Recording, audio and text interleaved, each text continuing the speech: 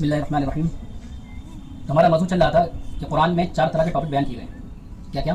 توحید اور قوانین اور قصص اور امثال، جس میں سے ہم نے توحید کے بارے میں کل جان لیا تھا کہ توحید اللہ کو ایک ماننا اور رسالت یعنی اللہ کے نبی صلی اللہ علیہ وسلم کو آخری نبی ماننا اور آخرت کہ مرنے کے بعد دوبارہ اٹھایا جائے گا.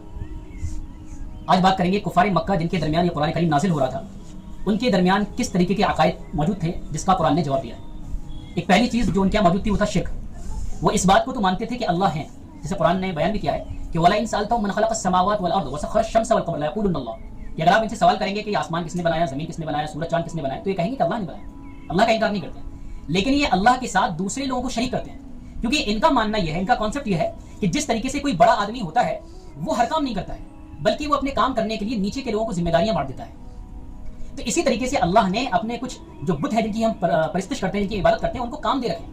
اور کیا کہتے تھے؟ قرآن نے اس کو بیان کیا کہ ما نعبدهم الا ليقربونا الى الله زلفى، کہ ہم ان بتوں کی عبادت اس لیے کرتے ہیں کہ اللہ کے پاس ہماری سفارش بن جائے، اللہ سے ہم کو قریب کر دے، اس لیے ہم بتوں کی عبادت کرتے ہیں. ہم یہ نہیں کہتے کہ اللہ تعالیٰ ہے نہیں ہے.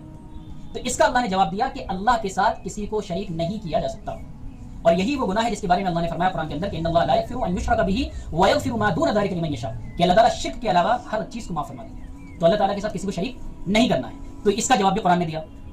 دوسری چیز جو کفار مکہ کے اندر تھی وہ کیا تھی کہ وہ اللہ کو اپنی طرح سمجھتے تھے کہ جس طریقے سے ہماری اولاد ہیں، ہمارے بیوی بچے ہیں، اس طریقے سے اللہ تعالیٰ کی بھی کوئی باپ ہوں گے، کوئی اولاد ہوگی. اس لیے فرشتوں کو اللہ کی بیٹیاں کہتے تھے، وَيَجْعَلُونَ لِلَّهِ الْبَنَاتِ سُبْحَانَهُ. اور اس طرح کی دوسری آیت ہے کہ فرشتوں کو کیا بولتے تھے کہ وہ اللہ کی بیٹیاں ہیں.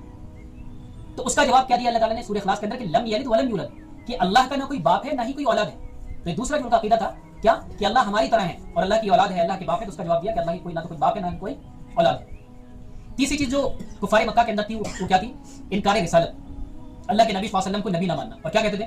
وقالوا ما لهذا الرسول ياكل الطعام ويمشي في الاسواق، یہ کیسا رسول ہے، یہ بازاروں میں چلتا ہے، کھانا بھی کھاتا ہے. ارے رسول ہونا تھا تو کسی فرشتوں کو بھیج دیا جاتا. اس کی حکمت کیا تھی؟ رسول انسانوں میں سے کیوں بنائے گئے؟ اس کی حکمت یہ تھی تاکہ ہم جیسے چالاک جو انسان ہے نا وہ یہ نہ کہتے یہ کون سی بات ہوئی، نبی جو تھے نہ تو انہیں کمانا تھا، نہ ہی ان کے بیوی بچے تھے، نہ ہی ان کی ٹینشن تھی، کچھ تھا ہی نہیں، ہمیں تو صبح سے کام میں بھی لگنا پڑتا ہے، اب کون سا دین ہم مان لیں گے. اس لیے اللہ نے انسانوں میں سے نبی بنائے. ان کی بیویاں بھی تھیں، بچے بھی تھے، زندگی کے معاملات بھی تھے، کمائی کجائی بھی تھی، سب کچھ تھی. ان کے ساتھ میں پھر اللہ کی عبادت تھی تاکہ انسان کے لیے ایک صحیح رول ماڈل بن سکے. اس لیے انسانوں میں سے نبی بنائے گئے. اور یہ پاگل کیا کہتے تھے کہ اگر رسول بنانا تو کسی فرشتے کو بناتے. تو اس کا بھی جواب دیا گیا کہ اللہ نے کیوں نبی کو فرشتہ نہیں بنایا بلکہ انسانوں میں سے بنایا. اور ایک چوتھی چیز جو ان کے درمیان عام تھی وہ انکار رسالت، کہ مرنے کے بعد دوبارہ اٹھائی نہیں جائے گا. اس کو کئی بار تفصیل سے بیان کر چکے ہیں کہ وہ ہڈیاں لے کر آتے تھے کہ کون اس کو زندہ کرے گا. تو یہ 4 چیزیں تھیں، اللہ کے ساتھ شرک اور اللہ کی تشبیہ دینا کہ اللہ کی کوئی اولاد ہے اور اللہ کے رسول کا انکار کرنا اور مرنے کے بعد دوبارہ اٹھائے جانے کا انکار کرنا. انہی چیزوں کے اوپر مکی ساری آیتوں میں جواب ملے.